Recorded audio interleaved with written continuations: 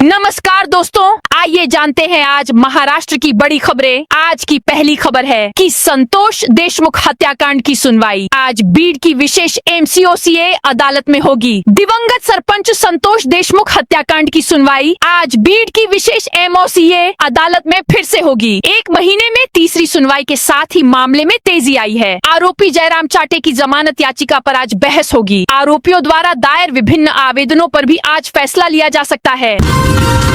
देवस्थान इनाम भूमि अधिनियम जल्द ही पेश किया जाएगा। हाल ही में मंत्रालय में देवस्थान इनाम जमीन संवर्धन समिति की पहली महत्वपूर्ण बैठक हुई। इस बैठक में कानून की पूरी कार्य योजना तय की गई। राजस्व मंत्री चंद्रशेखर बावनकुले ने यह भी स्पष्ट किया कि इस नए कानून को बनाते समय उच्च न्यायालय और सर्वोच्च न्यायालयों में लंबित मामलों के साथ साथ अन्य पुराने कानूनों का गहन अध्ययन किया जाना चाहिए और यह सुनिश्चित करने के लिए विशेष ध्यान रखा जाना चाहिए कि भविष्य में आम आदमी के लिए कोई नई कानूनी जटिलताएं या समस्याएं उत्पन्न न हो।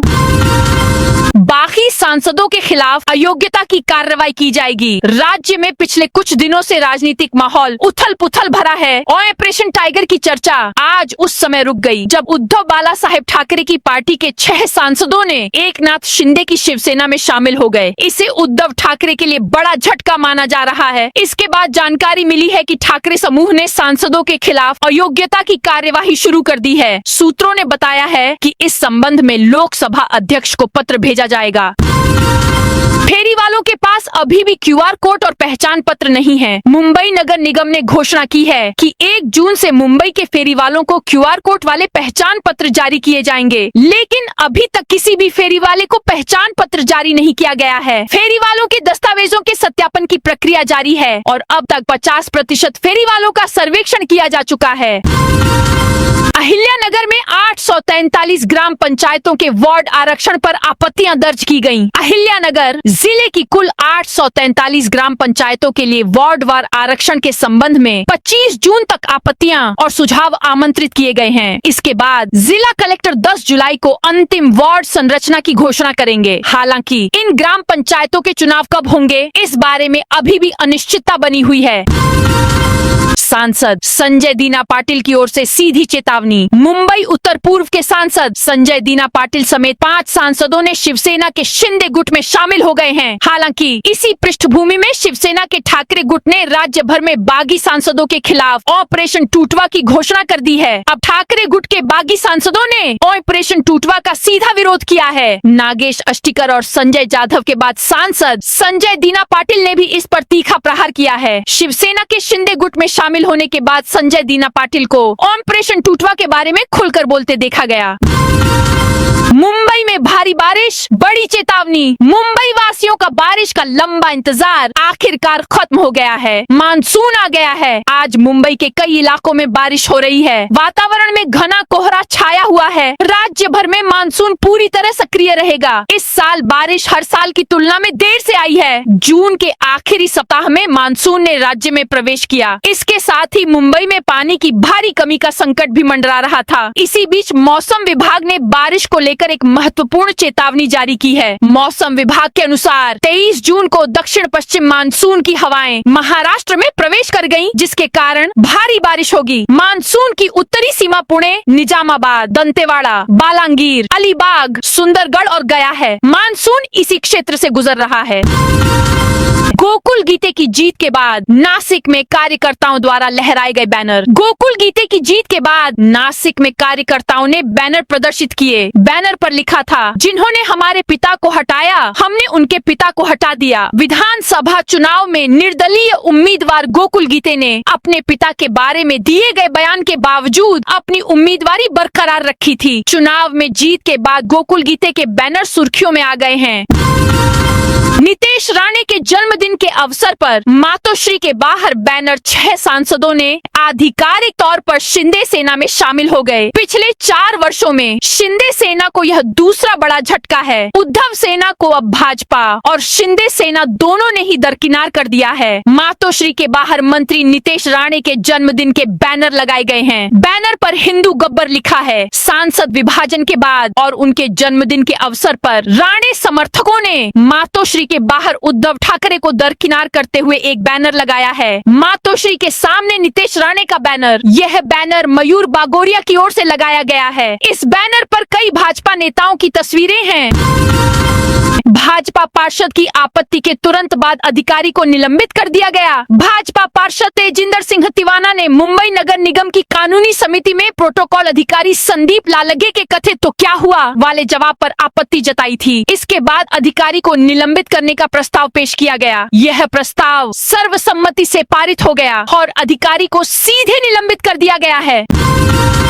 देवस्थान इनाम भूमि अधिनियम जल्द ही पेश किया जाएगा। हाल ही में मंत्रालय में देवस्थान इनाम जमीन संवर्धन समिति की पहली महत्वपूर्ण बैठक हुई। इस बैठक में कानून की पूरी कार्य योजना तय की गई। राजस्व मंत्री चंद्रशेखर बावनकुल्ले ने यह भी स्पष्ट किया कि इस नए कानून को बनाते समय उच्च न्यायालय और सर्वोच्च न्यायालयों में लंबित मामलों के साथ साथ अन्य पुराने कानूनों का गहन अध्ययन किया जाना चाहिए और यह सुनिश्चित करने के लिए विशेष ध्यान रखा जाना चाहिए कि भविष्य में आम आदमी के लिए कोई नई कानूनी जटिलताएं या समस्याएं उत्पन्न न हों।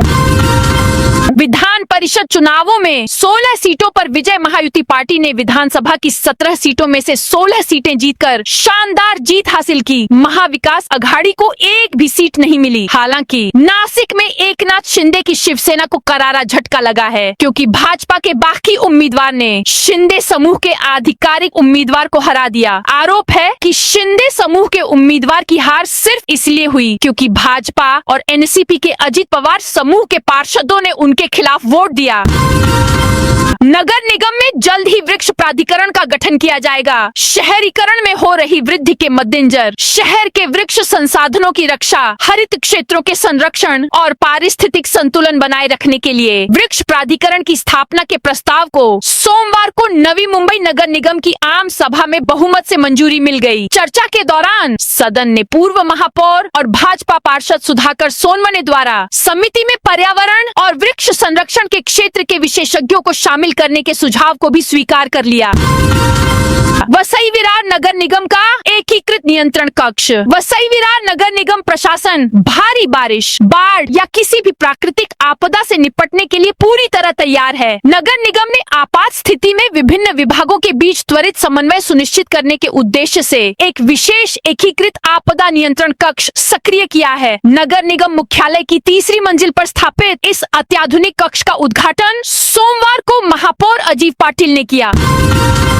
सतारा में प्रतिबंध हटाने के खिलाफ कल भारी विरोध प्रदर्शन होगा। संगठन के जिला अध्यक्ष राजू शेलके ने घोषणा की है कि स्वाभिमानी शेतकरी संगठन की ओर से सतारा जिले में नदियों, नहरों, नालों, बांधों, झीलों और अन्य जल स्रोतों पर लगे कृषि पंपों को बंद करने और बिजली आपूर्ति बाधित होने के विरोध में मंगलवार नागठाणे, सतारा में अनिश्चितकालीन चक्का जाम विरोध प्रदर्शन किया जाएगा।